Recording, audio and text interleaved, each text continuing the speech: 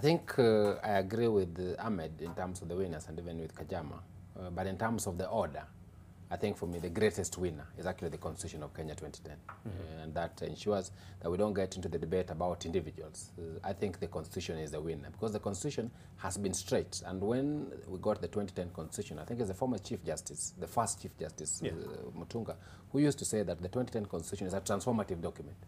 I think this judgment confirms the transformative nature of the 2010 Constitution because it was pushed, it was straight, it was interpreted, and I think at the end it has withstood the test of time. I think that for me is the greatest winner. I think the second greatest winner for me is the judiciary, because the judiciary from the High Court to the Court of Appeal, in the run-up to the judgment, and even in Ahmed Nasir's tweet, there was a feeling that the Supreme Court would actually buckle and the Supreme Court will actually make a political decision. I think they have made a constitutional decision. In essence, in some places, even correcting some of the things that I think were slightly problematic in the High Court. For example, I think the debate about the basic structure, in my view, was structurally problematic. I think they have reset that. So for me, the second winner is the judiciary, and under very great pressure.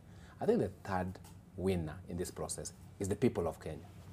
Because if you look at the 2010 Constitution, the 2010 Constitution says that it was about Wanjiku's constitution.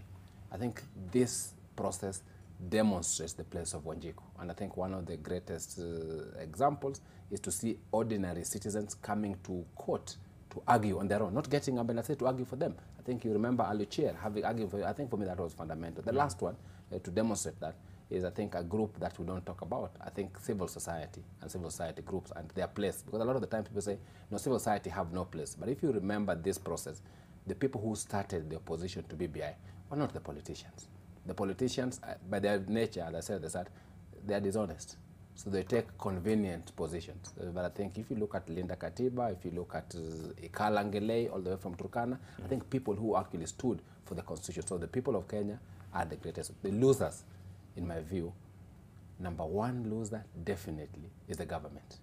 I think the government loses in many instances. The government loses from the president, the government loses from the legal advice, because it is strange how you can make some elementary mistakes. We can argue about several others, but I think for me one of the elementary mistakes that stood out, you can't purport to create 70 new constituencies in the manner that the BBI bill was saying about it. The rest, you can argue about the rest, but that was Constitution 101. So to have that kind of Constitution 101 mistake being happening, I think the legal people are the next loser. The third loser, in my view, are the political class that put their eggs in the BBI trend, taking them to a certain destination. I think that for me is the greatest loser in the entire process. And in the decisions that were made today, the 7 of them, and for layman it's quite straightforward: multiple choice referendum, IEBC quorum, and whether it had public participation. You had your questions about that and whether it was really pronounced on it. Civil proceedings against the sitting president, 70 constituencies.